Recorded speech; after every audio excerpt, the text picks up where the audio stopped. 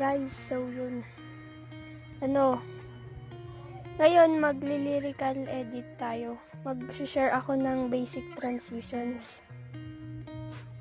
Okay, so simulan na natin. Una, punta tayo sa zooming tool. Maglagay tayo ng 2 keyframes. Dun sa unang keyframe, bawasan natin, i-zoom out natin. Tapos, ganito yung graph.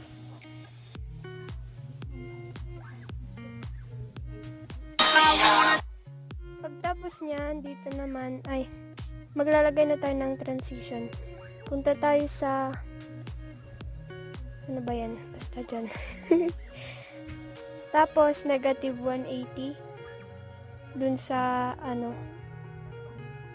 yan. Tapos, ganito yung graph. Tapos, dito naman, 2 keyframes ulit. Tapos, positive 180.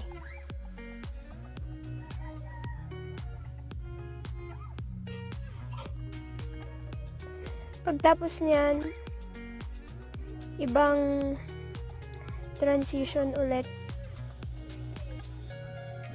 Maglagay tayo ng flip layer. Ito. Tapos, yung axis sa 90.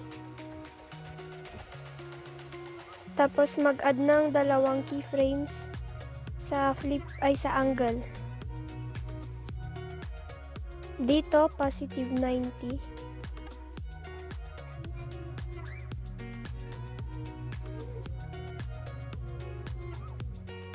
$70 lang pala. Positive 70, okay na yun. Tapos yung graph, ganito.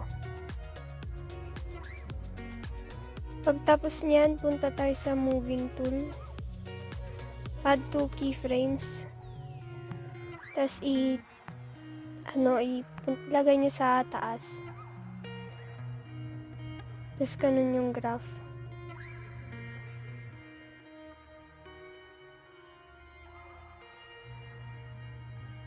Tapos, sa zooming tool, 2 keyframes ulit. Dito sa, pangalawang keyframe, i-zoom nyo siya. Tapos, ganyan ulit yung graph.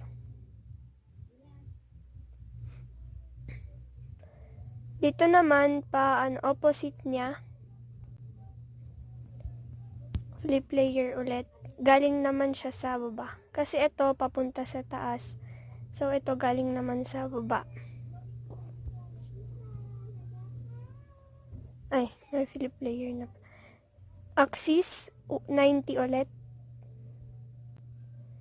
Tapos, 2 keyframes sa flip layer. Negative 90 naman. Negative 70 pala.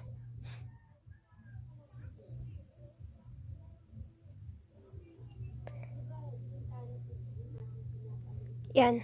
Tapos, lagay natin yung keyframe dito. Tapos, ganyan yung graph.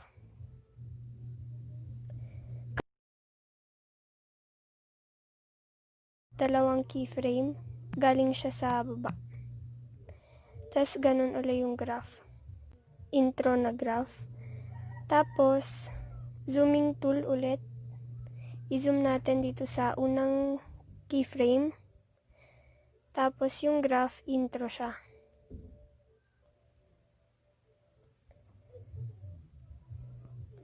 Tapos, next transition. Next transition, yung swirl. Punta tayo sa distortion and warp.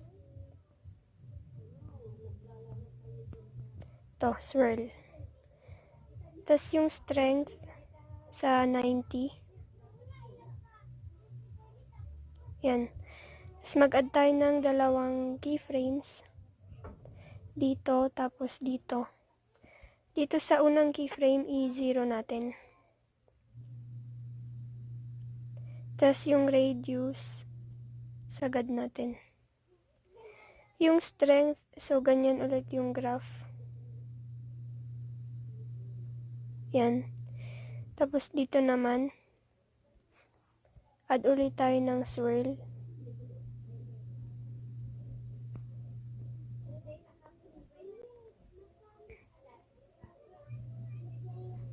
Punta tayo sa strength, dalawang keyframe. Dito sa pangalawang keyframe, dito naman yung 0. Tapos dun sa unang keyframe, -90.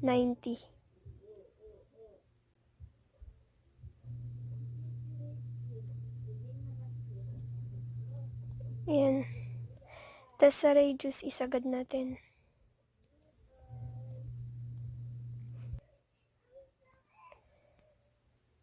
Next transition, flip layer yung gagamitin. Pero imamask natin siya para mas maganda.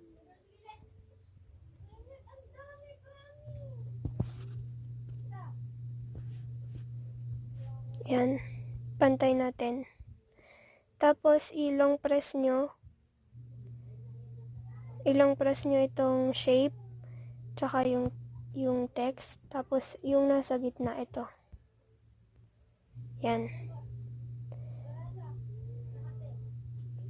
Pagtapos niyan, mag-add tayo ng flip layer.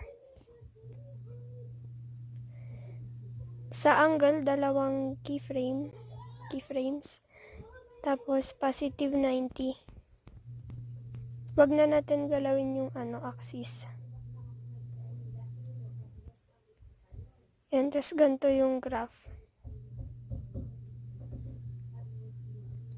Dito din, i-mask natin. Pag hindi natin siya minask, ganito yung mangyayari.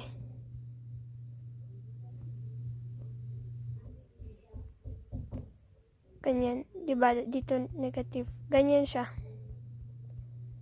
Okay lang naman kung ganyan gusto nyo. Dito rin wag nyo i-mask. Ay, ganyan. Pero ayoko yung ganyan. So, mag-add tayo ng shape. Tapos, stretch. Pantay natin. Tapos, i-group natin. Group and mask. Ito. Tsaka tayo mag-add ng flip layer. Tapos, sa angle, 2 keyframes. Dito yung -90.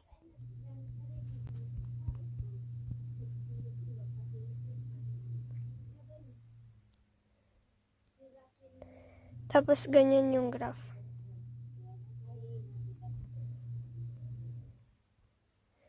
Tapos niyan, sa zooming tool, dalawang keyframe. Dito lang i-zoom nyo. Yan, okay na yun. Tapos, outro yung graph. Dito naman,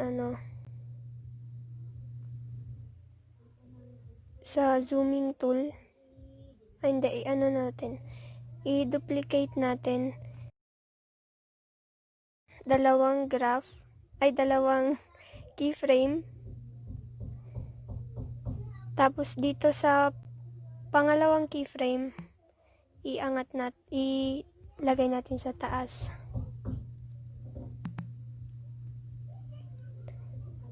Tapos ganito yung graph.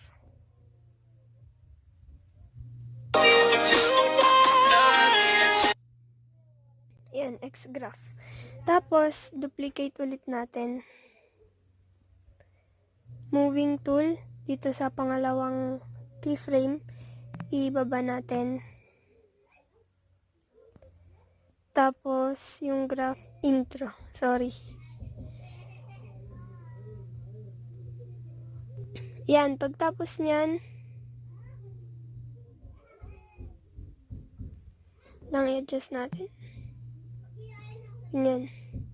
Pagtas niyan, itong nasa taas, punta tayo sa blending and opacity, tapos dalawang keyframe.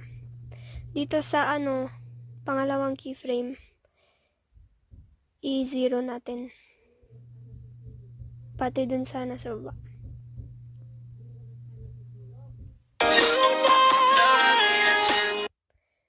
Tas niyan, wag na yung graph, no?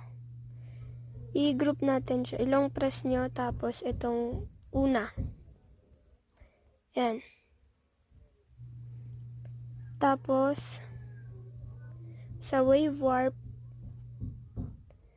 dun sa spacing, bawasan nyo. Mga 7. 8 na 8. Tapos direction, 90.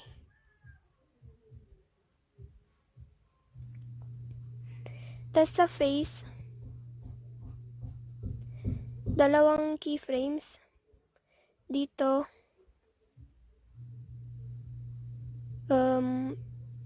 yan, 1.20.